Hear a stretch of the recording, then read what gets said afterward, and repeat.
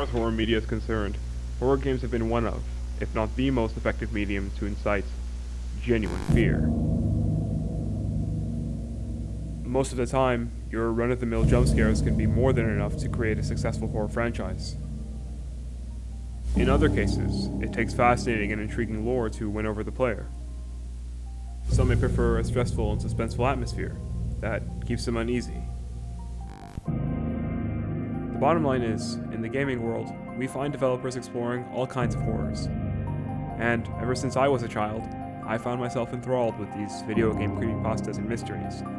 The secrets behind Majora's Mask, the legend of Herobrine, the mystery of Polybius, the man buried alive under Lavender Town. Traditional media isn't as experimental as some of these games and game communities, which is why I find this kind of horror to create a much wider appeal than your average blockbuster horror.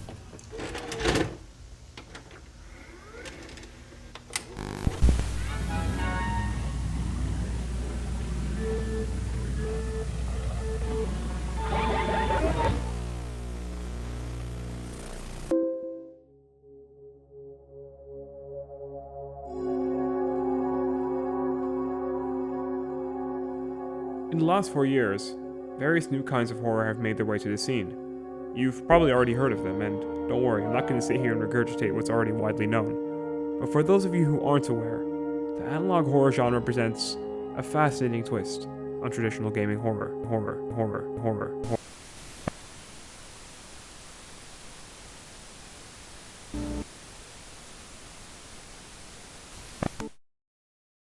Instead of having creepypastas relegated to the collective imagination of the online space, analog horror brought these twisted fantasies to life. One of the most prominent instances of this was in the Super Mario 64 community.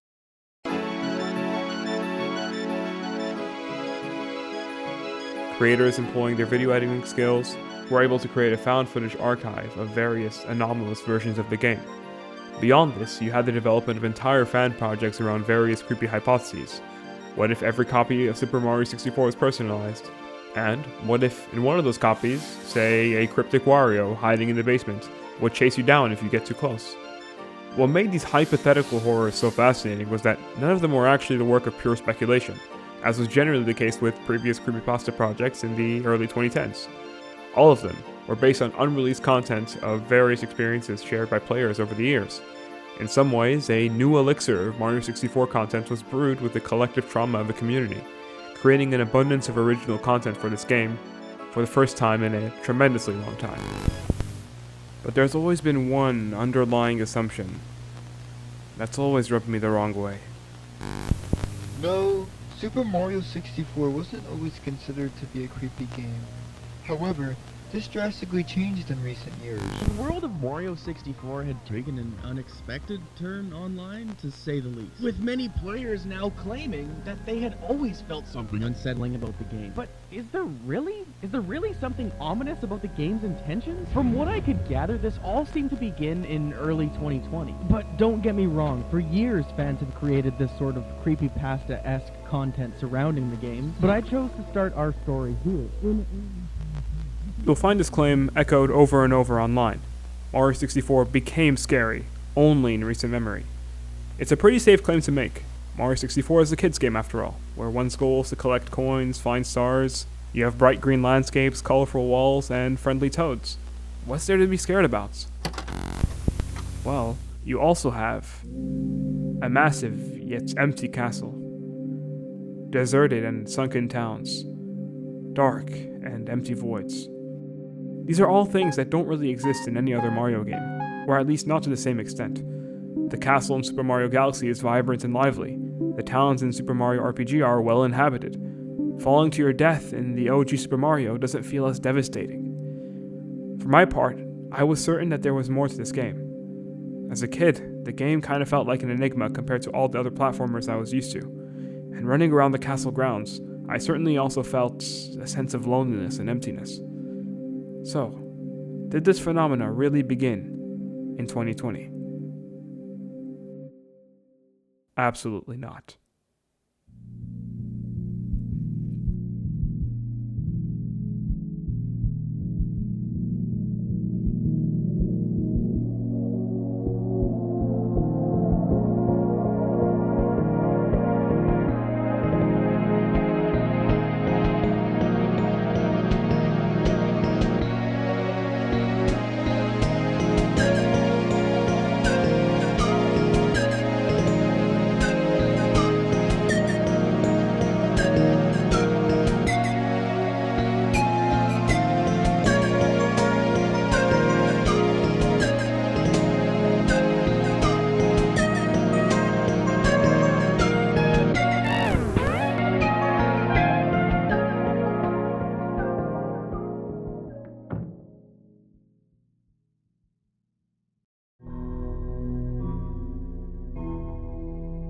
Going as far back as 2011, we find forums discussing the exact same phenomena that would be explored years later. These include discussions of various nightmares, creepy level design choices, and unsettling atmospheres. Here are a few interesting perspectives from back in the day. I love Super Mario Galaxy and Sunshine, but 64 had an atmosphere like no other game I played, before or since. That it was the first N64 game and the first Mario in 3D had a lot to do with that, and because of that, the feeling probably can't be replicated. I always found it creepy that the skybox in Wet Dry World is a huge city that looks like rocks from a distance, but up close you actually notice windows and house forms. I remember starting the game for the first time and being so happy and elated about running around the castle courtyard and admiring the bright 3D visuals. But then, the first time you step into the castle, the first thing you hear is Bowser's laugh, which, I admit, I still hate hearing. It kind of established the castle as a place that contains not just wonders and adventure, but perils. You even have people saying this game gives them nightmares. Of course, these claims don't go so far as to talk about a personalization AI that manipulates the game, but that can still be thought of as the coalescence of years of lingering emotions rather than some arbitrary thought experiments conjured up by a few individuals. Even earlier still, we find discussion of various unsettling game design elements, most prominently regarding Wet Dry World. One user named Novel Tree mentioned the off-putting nature of the abandoned town hidden beneath the water, as well as a general creepy atmosphere existing within the game. And this goes on and on, some people labeling the game as altogether creepy, pointing to specific game design elements to support their claims. For my part, while I definitely felt the game was able to generate a few moments of atmospheric tension, I was not expecting a 14-year-old discussion to be so reminiscent of modern discussions about the game. There were also a few articles I found in my research that perked my interest.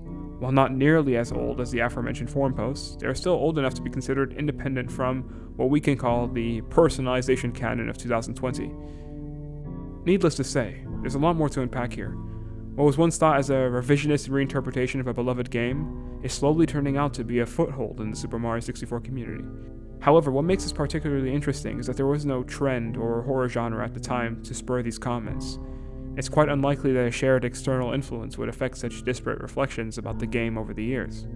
This brings me to one of the most interesting elements I found throughout my research. The dreamlike quality of Super Mario 64 is something I found echoed over and over throughout my investigation. Specifically, however, I found the words of a Reddit user named Emerald Cave to really capture the essence of other comments. I know what many of you might be thinking. Yeah, it was early 3D, so the graphics were blocky and primitive by today's standards.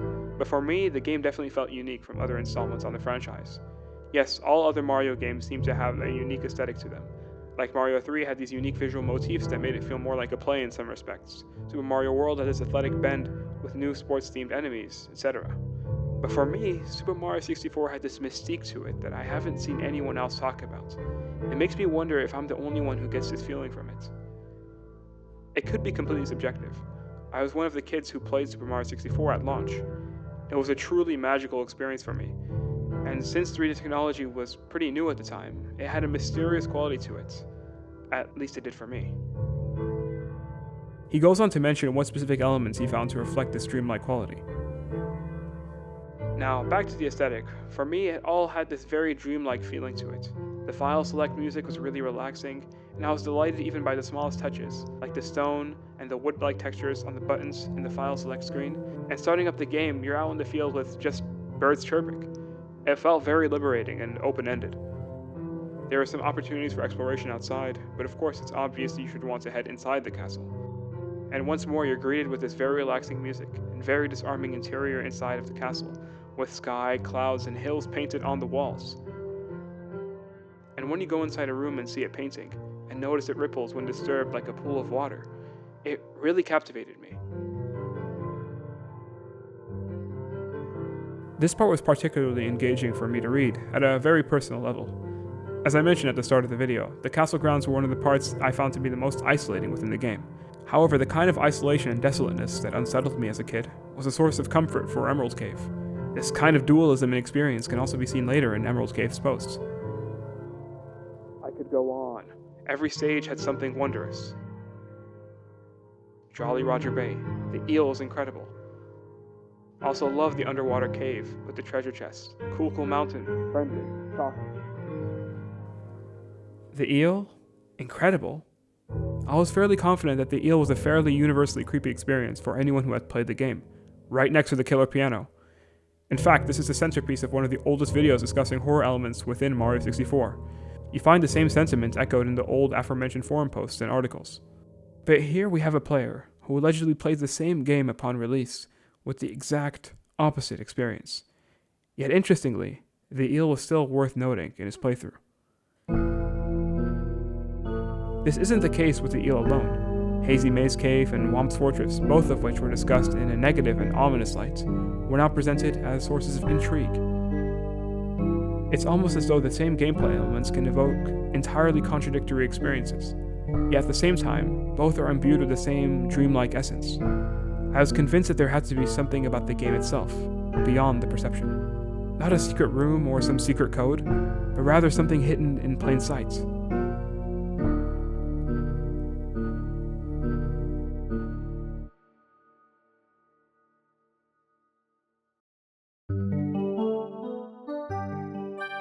When we wake up from a dream, it is almost impossible to entirely describe the experience to someone else. Although we can hold onto the most coherent plotline and details we find ourselves familiar with, everything else remains in the realm of the unknown. The background details are blurry, with the exception of the things we interact with. The dream itself is often plainly simple, yet it remains so elusive for us to entirely describe. It is that fuzziness in a dream's imagery that allows for a setting of either imagination or chaos, peace or horror, freedom or restriction.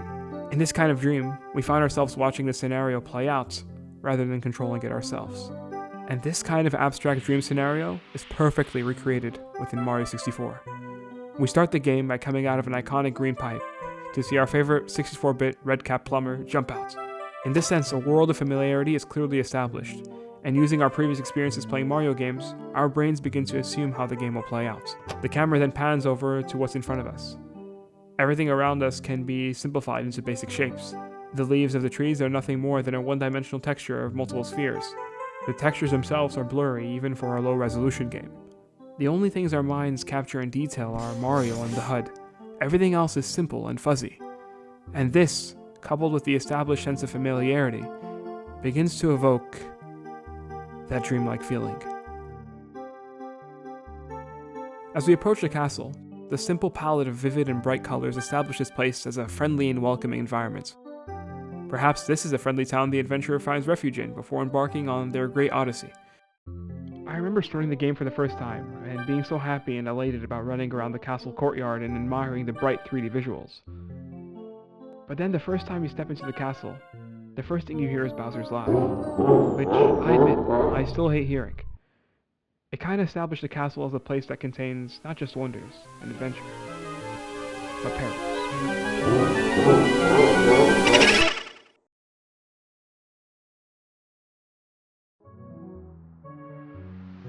Just like a dream, we are taken from one established premise to another, from safety to the possibility of danger. From this point on, any room we may explore may hide a disturbing secret. Walking back outside, everything that was just established in the first few moments of the game has been completely changed. The courtyard loop of ambient noises becomes a little more unsettling than before, just because of what may lie around the corner. Now, I know this may sound like I'm splitting hairs, but I assure you that this feeling is exactly what the developers intended.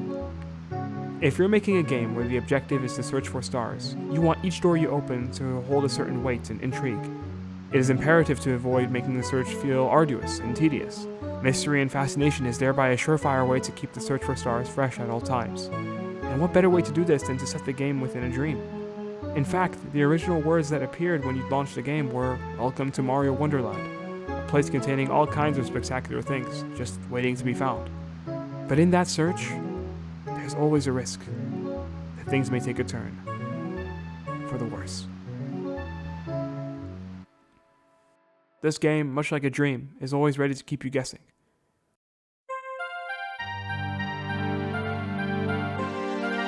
Who would have thought that you can proceed in a game by jumping through a painting?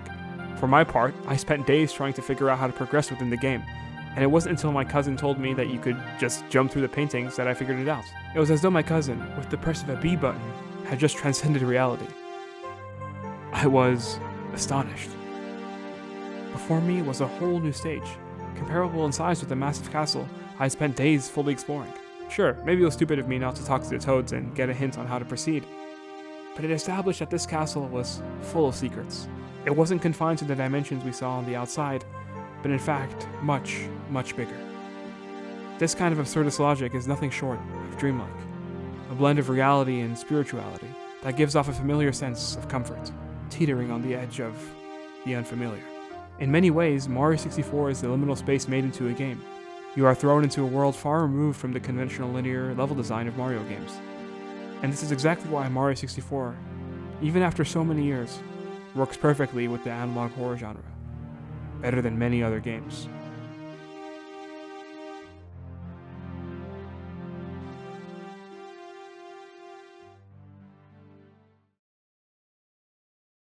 There are many people who have talked about the liminal space phenomena in Mario 64. Kylie Bogley has a great video documenting many of these instances in the game, and I highly recommend watching it if it's a subject that interests you. However, my fundamental question isn't whether these things are present in the game based on how it's perceived. I want to see if these things were intended. So I kept digging, and I got an answer. In another translated interview, Shigeru Miyamoto discussed how Mario 64 was designed to feel like a Disneyland experience. Disneyland exists as a complete play space, so people can have fun that's already been planned out. Our developed play spaces we want people to enjoy. You're encouraged to explore and discover things. The goal of Nintendo games is to entertain in the same way that Disneyland does. After this, the interviewer makes a very interesting point. Oh, so that's what you mean. But doesn't that contradict with what you mentioned earlier about a complete play space? In other words, to bring out players' creativity, you need to provide a game with blank areas that have open possibilities. Instead of a full box garden, it'd be more like an empty box, or an open field instead of an attraction-filled Disneyland. Exactly. It's not a place where someone forces you somewhere. To put it simply, providing ways to play in both the Disneylands and not so Disneylands is important to me.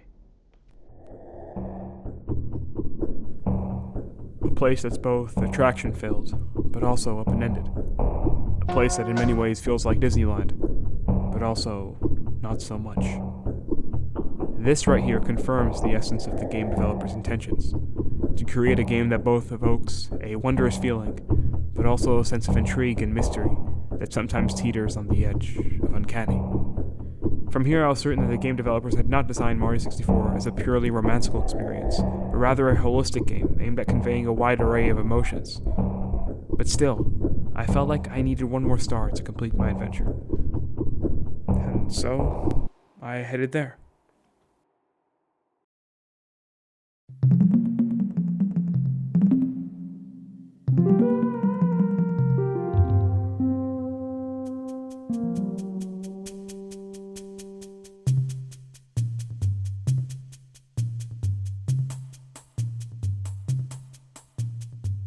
What makes this level so peculiar is that we don't really see anything quite like it in any other Mario game. Set to the backdrop of what appears to be a sunken town, the world bears a pronounced realism, a stark departure from the fantastical skyboxes we see in many of the other worlds. Additionally, this location is not only remote in its unsettling themes, but also physically within the game. The painting, located at the entrance of the castle's second floor, does not do anything to make itself stand out, a departure from the lively and vibrant paintings we find abundantly in other parts of the castle. While one may suggest that this is the result of budget cuts or technological shortcomings, Red Dry World has some of the most unique mechanics in the entire game. The height by which you enter the painting affects the water level of the stage, or as Toad puts it, the city welcomes its visitors with the depth they enter. This makes for some really fascinating problem solving, but also makes the level one of the most mysterious in the entire game. While I can't speak for everyone, I can safely say that this was one of the most frustrating levels for me in my playthrough. The death mechanic was something I agonized over until I caved in and looked up a walkthrough.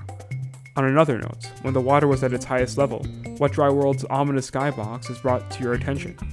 As a kid, it felt like I was stranded in the middle of an ocean, treading water above a massive sunken city. Apart from this, the soundtrack can often give an uncanny and almost surrealist atmosphere to the level, definitely adding to that negative emotional aura.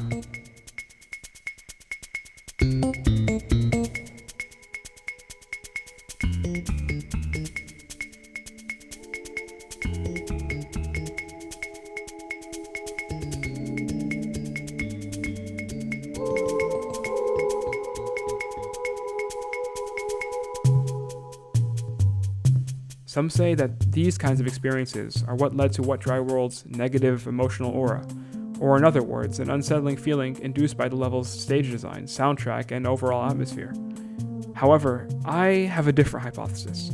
2 years ago, an interview with many of the lead developers behind Super Mario 64 was fully translated into English. While it is full of interesting insights on the game's technical challenges, ambitions, and unused content, at a glance it didn't seem to be much use to the investigation. That is, with the exception of one point. For me, Mario and Zelda exist side by side. Their basic gameplay elements are the same, with the only difference being that one focuses on action and the other focuses on puzzle solving. They're always developed at the same time, and lots of good ideas from Mario get used in Zelda, and vice versa. Actually, the castle system for Mario 64 was originally something I thought of for Zelda, and now that we've used it here, I'm wondering what we're going to do for Zelda. In any event, I'm really looking forward to developing the next N64 game. Uh-oh, I better stop before I end up talking about what we're making now. The only difference being that it focuses on action, and the other on puzzle solving? The only difference? Never in my wildest imagination would I have drawn the line between Mario and Zelda so thin. Don't get me wrong, the games do share many technological similarities. Thematically, however, I always found the games to be worlds apart, something omitted from Miyamoto's comment. Perhaps that's just me, but Zelda always seemed to grapple with the more mature themes, albeit indirectly. In fact, one of the first video essays I watched on YouTube was an analysis on the theme of death in Majora's Mask. Mario 64, on the other hand, is absolutely not a game that alludes to this in any way. Right? Hidden underneath the water, the cryptic, unnamed town, devoid of any inhabitants, bears another secret, besides its location. Its houses, design, and textures were all reused in Ocarina of Time. This is a well-known fact in the Super Mario 64 community, but the implication that this may contribute to the stage's negative emotional aura is something often overlooked. It's not the town's texture and designs themselves that create this unsettling atmosphere, but rather the fact that something in our imagination insists that there's more to this town than what meets the eye. To illustrate this point, we can compare the two towns from Ocarina of Time and Wet Dry World. While both of these towns convey a particular intrigue in their own respective manners, Wet Dry World clearly looks far more unfinished and incomplete than its counterpart. When we see these side by side, it is evident that Wet Dry World is lacking something significant. We sense that this town has been envisioned to be something far more dynamic and lived in. It is precisely in this absence and uncanniness that we find an environment that is seemingly unfriendly, as if we just walked into a part of the castle that we were never meant to see. But even beyond this, the town bears yet another secret. And with it, we find the developer's true intentions behind Wet Dry World. Hidden within the Super Mario 64 official player's guide, we find the following description of the level. Jump into the big picture of the Skeeter to visit Wet Dry World. The rising floodwaters seem to have driven away all the inhabitants of this strange village. You can use crystal traps to make the water go down and to drain or pour back in. The rising floodwaters seem to have driven away all the inhabitants.